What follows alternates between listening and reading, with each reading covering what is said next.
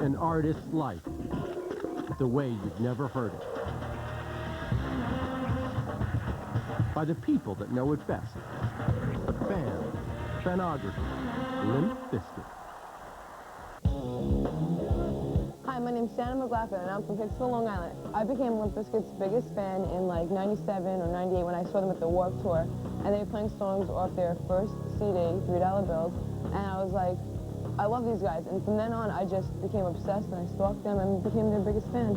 For my birthday, my friends took the picture the first time I met Fred, and they put on a birthday cake for me, because they know how much I love Fred. So they were like, you know, for her birthday, why don't we surprise her and get her a cake, and this will be just a picture of her and Fred from the first time they met her. And it was one of the best presents I ever got, because it was so happy. I got to eat Fred all up. My name is Brandon. We're here at the fabulous Playboy Mansion. I'm the biggest Limp Bizkit fan there is, straight from East Oakland. I'm here today. It's my birthday. Just gonna talk about Bizkit, get a tour of the mansion. Here's where Fred and the boys hang out, see some of the spots, see what's happening, see what's cracking. Hey, what's up? I'm Sherry. We are in North Branch, Michigan, and I am the #1 Limp Bizkit fan. Check out the tattoos. We got the shoes, we got the band members, we got Fred, John, Sam, DJ Lethal, Wes. This is my fiance Mark. He's my little tattoo artist, the one that does all my Limp Bizkit tattoos. I'm doing this for the love of the band. I've been doing this for a couple years now. It's going to be a full sleeve, and right now we're working on kind of filling in the famous Adidas shoes. Hi, I'm Natalia. Hi, I'm Diana. And I'm Shauna. And we're from San Francisco, California, and we love Limp Bizkit. I'm kind of scared most of the time to get into the mosh pit, but whenever it's Fred, I have to be right up there. Like Shauna says that one time I even tried to get up on the speakers. I don't really... You were on the speakers, Natalia, and the security said, ma'am, you need to get off the speakers. And Fred is totally so sexy. We just love him. The look, the tattoos, everything about him. He's awesome. I read somewhere online that Courtney Love said that Fred, you know, was not very well endowed. Yes. Hopefully we can clear things up. We have a picture here that like kind of gives you a little insight of what he has hiding underneath those pants. And I think we eyeballed that right away. So there's definitely something in that area. And it doesn't look small. Hi, I'm Rusty, and I'm one of the best guitar players that's ever lived on the planet Earth. Well, I can connect a lot with a lot of things, like a lot of the lyrics that Fred sings about. He's been through a lot of problems with women. I've been through a lot of problems with women. You know, I just love the band as a whole. They're a cool band. They're the only band that could put everything all together, like the punk rock and the hip hop, the rock, the heavy metal, and everything all together and do it right. Fred was born in Gastonia, North Carolina, and he lived there with his mom and his stepfather. He was a skater, he was crazy, he was just like always, he was like the bad boy image, as people like to say. So basically the way he is now is just a smaller version. Fred did not like high school because his interests were in other areas. He wasn't interested in school. Fred's parents got divorced when he was young, so I know how that feels. I've been through that too. And I believe that's why his music is so aggressive, and that's why his lyrics are so strong, is because when your parents are divorced, it just makes you tougher. Basically, Fred came from this small town called Gastonia, and who knows where that is. And he ended up moving to Jacksonville. Fred moved down to Jacksonville because he wanted to get away from it all. He just dropped out of the Marines, got divorced. He just wanted to get away from everything that was going on. The way Fred formed Limp Bizkit was because he basically went around and checked out everybody's band and said, I'm going to steal the best person from your band. From each band. Yeah, from each band, and I'm going to bring them into my band. If you're Fred Durst and you're meeting these incredible musicians coming up in this sort of relatively small town of Jacksonville, you know, you're thinking, you know, hey, we're kind of good, you know, this might be a little faith or something acting in on this. I imagine Fred was just kind of like, you know, boggled, and they were pretty happy to get together and get things going.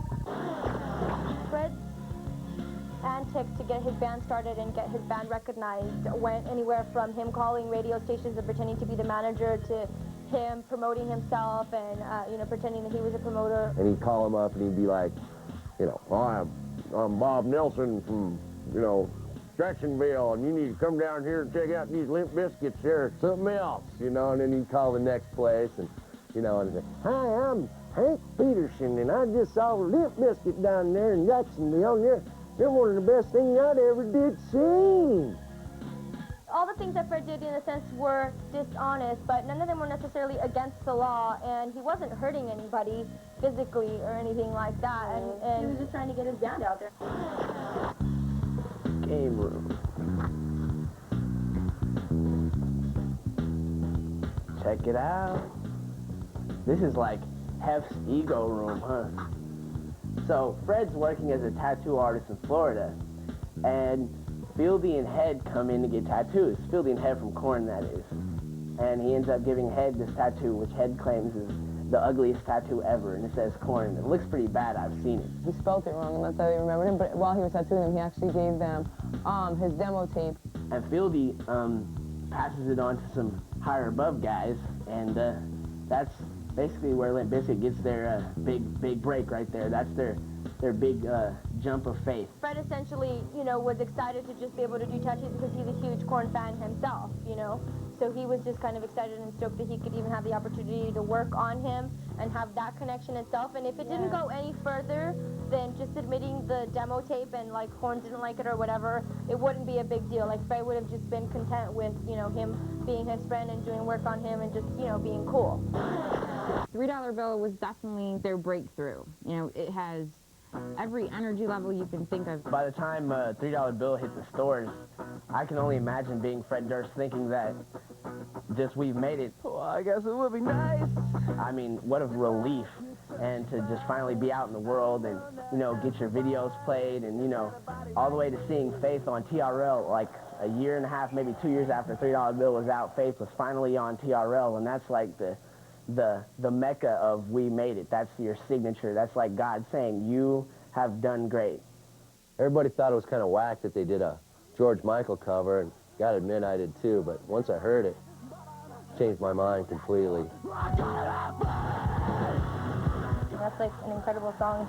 Totally brought that song back up to the charts, and we actually released that song, I believe, a month or two before or a month or two after George Michael got caught doing the whole thing inside the bathroom, so that was kind of timed perfectly.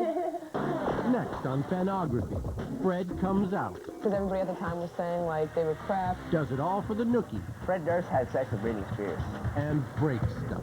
This is what happened. This is the end of Woodstock 99. Now kids don't... It definitely hurts me, and it mentally with you. Album launch Limp Bizkit kicks off with a glimpse of Fred as father. Give me that sandwich. Yum, yum, yum, yum. Give me that sandwich. And a look inside the rebirth of his band. If we can do it with Wes, we can do it without Wes. Album launch Limp Bizkit. It's the whole story. Monday, 6 p.m., 5 Central.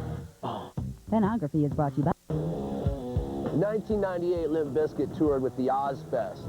The cool part of their stage setup at that show was they had a giant 8-foot toilet on stage that the band all came out of when they got on stage. I have a stage prop too today. It's my helicopter. Still pretty cool. The toilet set was about saying, we are the We kind of have them peeking out at first, kind of dancing around. Because everybody at the time was saying, like, they were crap and that they're no good. And it was kind of just like a big F you from Limp Bizkit to them. And of course, you know, he's got to really get into it.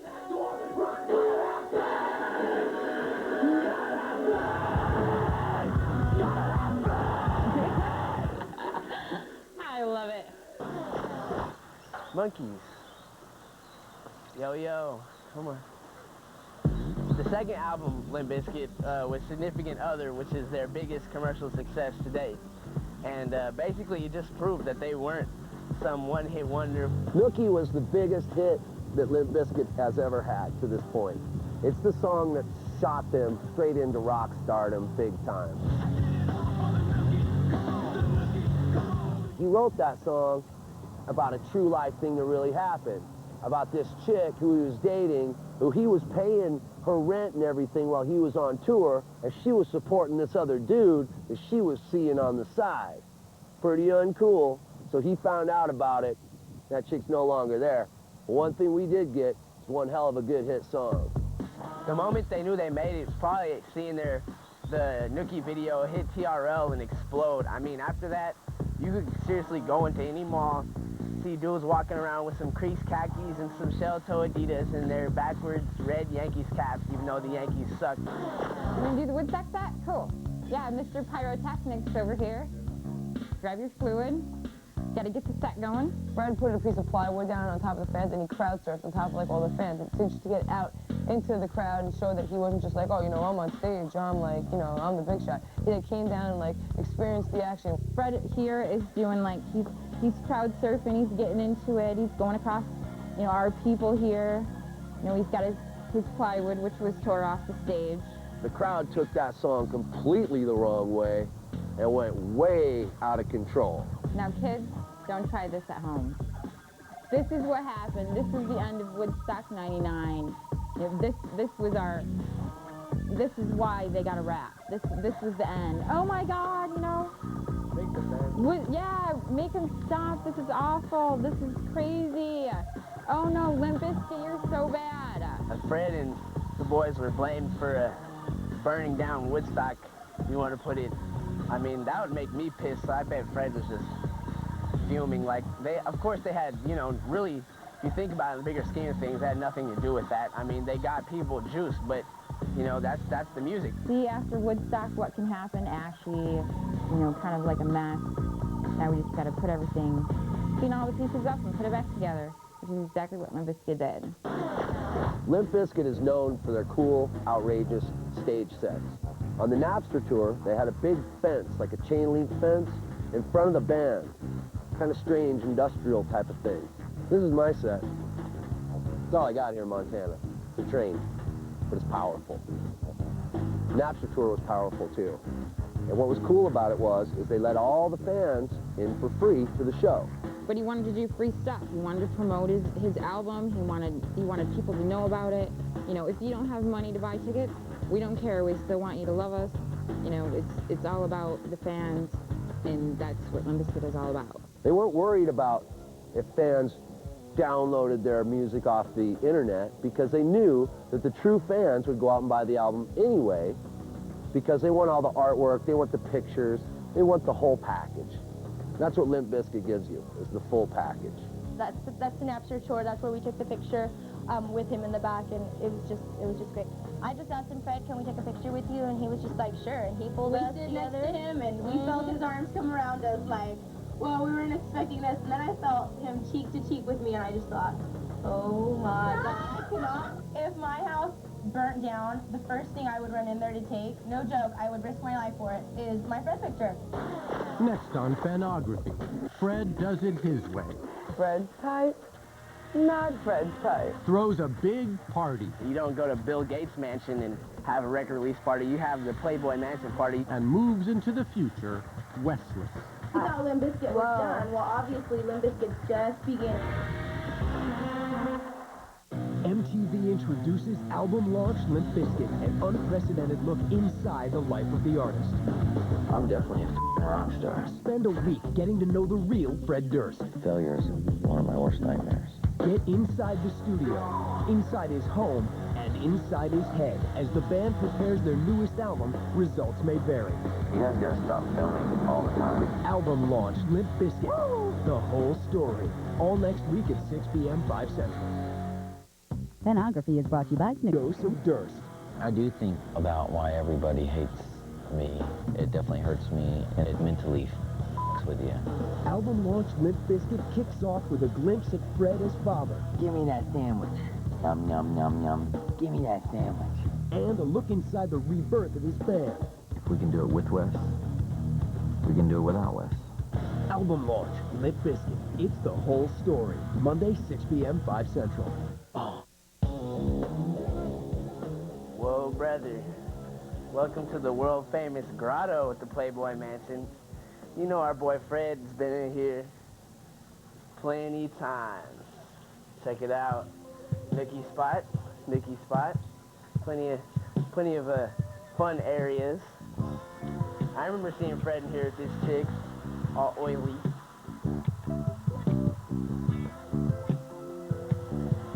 Baby or whatever. wonder what baby oil is for. Wanted to bring you back into the garage because we're going to take a brief moment to talk about Fred being the ladies' man that he is. Fred's type? Not Fred's type. Fred's type? Not Fred's type. I completely believe that Fred is a sucker when it comes to women. He gets brought into these relationships that are completely meaningless. I mean, come on, Fred, what the hell's going on? You know, Britney Spears? Everybody wants to go out with Britney Spears. I don't care who you are. You know, half the females want to go out with Britney Spears. Fred and Britney, I think they just kind of found each other, and I don't really know what happened after that. I know that she says one story and he says another, and of course, being a Limp Bizkit fan, I believe what Fred says. Fred Durst had sex with Britney Spears. I definitely have to say so, because I would have. Among Britney Spears, he dated Carmen Electra, and many Playboy Playboy bunnies, Playboy mates. I think he's actually a romantic at heart, but he just kind of lets his heart get stomped on a lot. So he just says, you know, screw it, let's just do everyone, pretty much.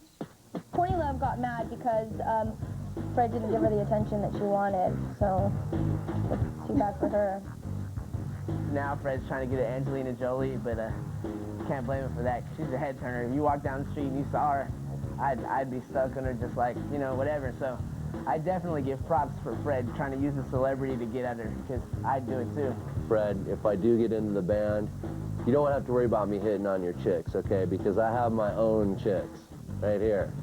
Straight out of Montana. Got my own bikini fishing posse that I hang out with on a daily basis. Check them out.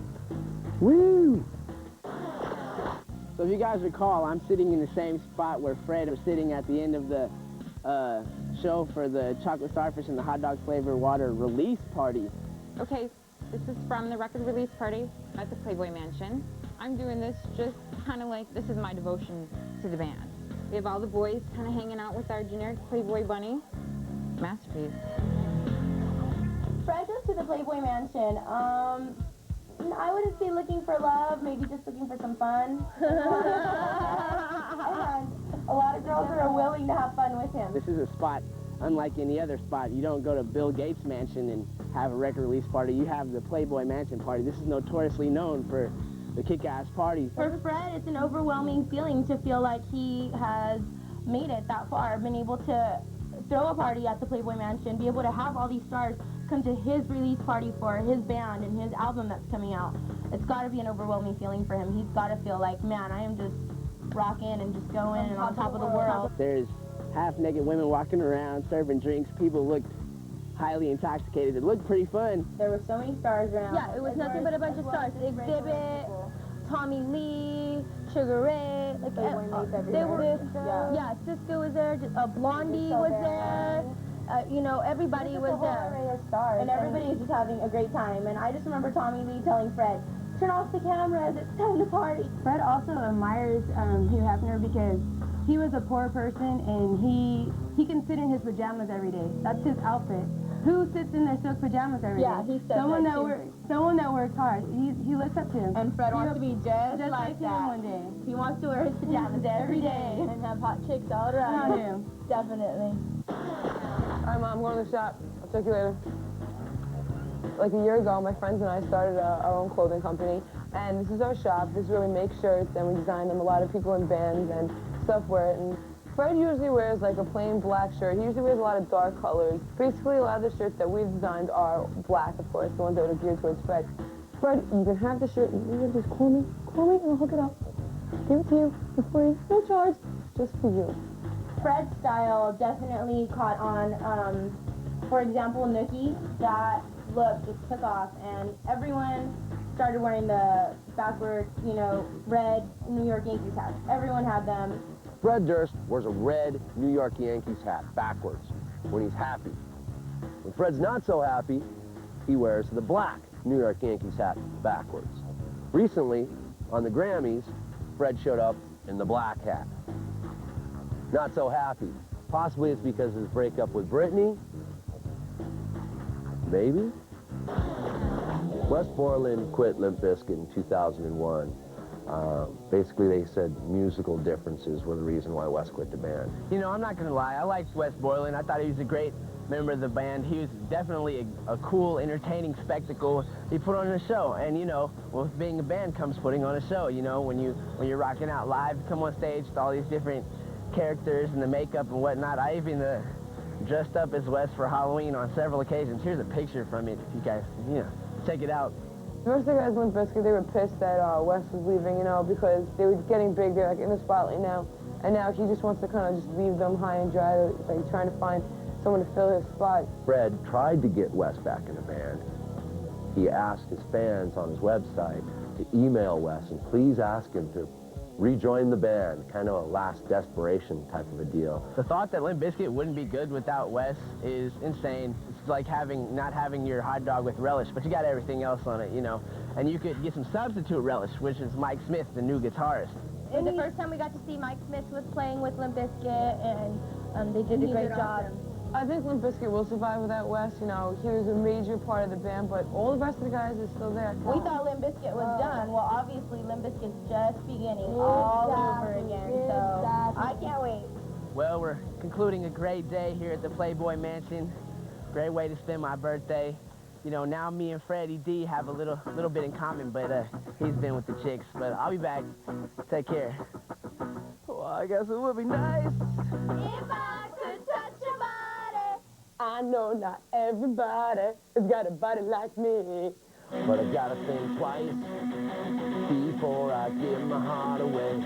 And I know all the games you play, 'cause I play them too. Oh, but I need some time off my sexy motion. time to pick my heart up off the floor. And when love comes down without